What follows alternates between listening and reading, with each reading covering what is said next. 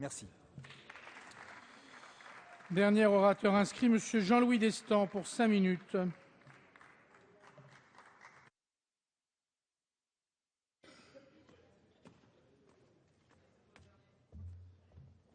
Monsieur le Président, Monsieur le Ministre, Mesdames les Présidentes, mes chers collègues, nous sommes ici bien peu à nous satisfaire du visage de l'Union européenne aujourd'hui. Les raisons qu'invoquent les uns et les autres divergent sans doute, mais s'il y a un constat qui peut faire consensus sur les bancs de notre Assemblée, c'est bien celui de la nécessité du changement en Europe. Nos concitoyens le réclament à une très large majorité. La notion de progrès social et économique à la base du projet européen est en panne depuis 10 ans.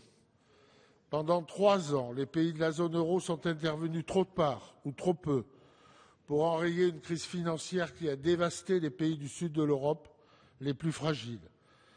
Cela fait partie d'ailleurs, il faut le dire, du triste bilan de la précédente majorité. Le chômage atteint en Europe le niveau record de 11,4%. L'esprit européen avait disparu et les égoïsmes nationaux faisaient la loi, rappelle récemment Jacques Delors. Le grand mérite de l'action de la France depuis l'élection de François Hollande à la présidence de la République est de permettre l'inversion d'un cycle mortel pour notre économie et suicidaire pour les peuples comme pour l'idée européenne. Oui, il s'agit d'assurer l'équilibre entre l'assainissement des dettes publiques et la relance indispensable.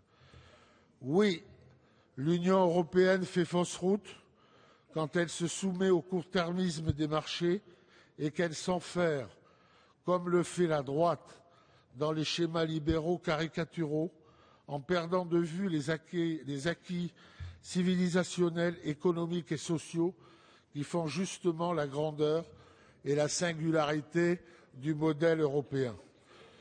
Non, l'Union européenne n'est pas une entité hors sol, désincarnée, sur laquelle le politique et les peuples n'auraient pas de prise. L'Union européenne, c'est ce que 27 chefs d'État et de gouvernement font. L'incapacité à faire face à la crise, à apporter des solutions pérennes, la difficulté à affirmer une solidarité, cela reste une responsabilité politique. Quelle que soit la conjoncture, les difficultés, les circonstances, et c'était la vôtre, mesdames et messieurs de l'opposition. Les plans d'austérité, l'étranglement de la Grèce, l'explosion du chômage et de la précarité en Espagne et en Italie, c'est cette impasse-là, terrible, délétère, mortifère, qu'il faut affronter. Il n'y a pas de place ici pour la démagogie, les réponses faciles. Il n'y a de la place que pour la responsabilité et le courage. Alors bien sûr, le traité nous apparaît encore incomplet et nous aurions voulu des mécanismes de solidarité plus clairs encore à l'égard des pays du Sud de l'Union européenne aujourd'hui dans la tourmente. Nous nous interrogeons sur cette spirale de la dette et du remboursement. Mais des signes ont été donnés qui vont dans le bon sens, renforcés par la récente annonce de Mario Draghi, président de la Banque centrale européenne, sur le rachat par cette BCE de dettes d'État italiennes ou espagnoles. Un cadre européen se construit qui va être renforcé par les sommets d'octobre et de décembre. Le cycle est inversé. Depuis le 6 mai et le 17 juin, la donne n'est en effet plus la même. Et c'est cela qui change tout. Nous l'avons vu dans les déclarations de Barack Obama sur la nécessité de mettre l'accent sur la croissance en Europe dès le mois de mai. Nous l'avons vu dans le bras de fer entre la France et l'Allemagne avant le sommet du mois de juin. Quelque chose de fort s'est joué et il s'agit aujourd'hui de répondre aux enjeux de la crise économique, mais aussi de redonner sens au projet européen que la précédente majorité a maltraité. Je voterai la tarification du TSCG avec cette conviction, mais ce ne sera pas, de mon point de vue, une ratification pour solde de tout compte.